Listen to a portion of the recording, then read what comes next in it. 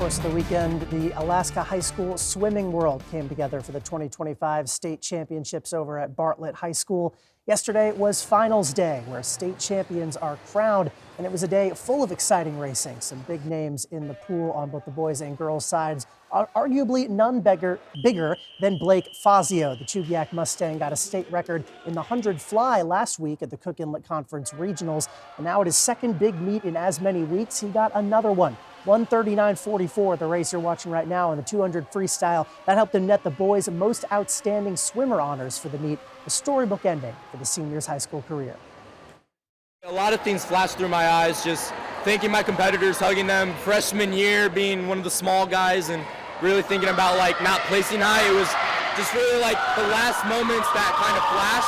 That's what really went through my head. And stay tuned in the future for more on his historic day. But on the girls' side, one swimmer had an even more dominant day. Juneau Douglas's Valerie Pyman swam in 2 individual events and 2 relays and finished first in every single one of them. The Southeast senior putting on one last show for those rabid fans that followed her up to Anchorage, just as they followed her throughout her career.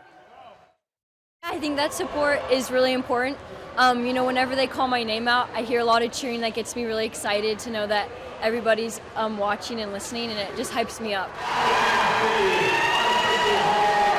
There's just a little sample of that Southeast love, and those fans had plenty to cheer about. Pyman's big day helped pull her Juneau Douglas Crimson Bears up to second in the girls' team standings, but they couldn't catch Eagle River. The Wolves going back-to-back at states for the first time ever on the back of 6 event wins. A big day for the program and the culmination of a season of hard work. It's just a tribute to, the effort that they put in following into the meet that is really showing out and paying the results. So, it's the work that they put in beforehand, and I'm just happy to be their coach.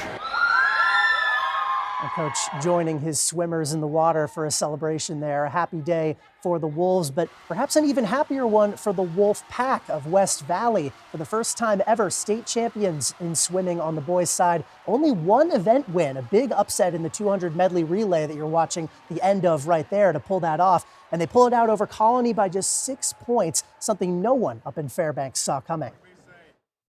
No, they were telling me earlier that they don't think it's happened before, so I was like, oh, that's pretty cool.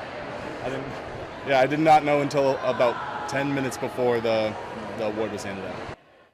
It was a very tight race at the front for the boys' title. As I said, no team clearing 70 points and 4 within 10 of each other. The Wolfpack squeezing it out despite just the one event win, while Colony and Ketchikan each also with days to remember.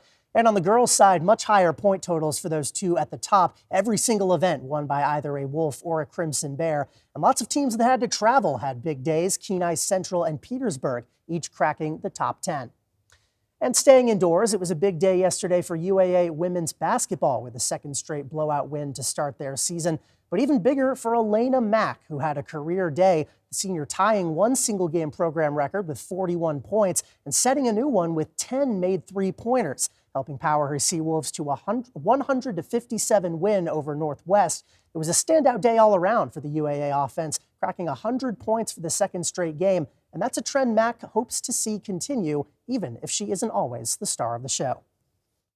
I'm not going to put any pressure on myself to go out and score 40 again. I'm going to just continue to look for my shot, give us the best look that we can on the offensive end. If that means I make an extra pass, I'm going to do that. One of just 2 returners for last year's Seawolves squad doing what she can to build that chemistry. Mack and UAA head for sunnier skies next week when they take on a pair of Hawaii opponents, starting with Hawaii Pacific Friday at 7. One more look at weather right after this.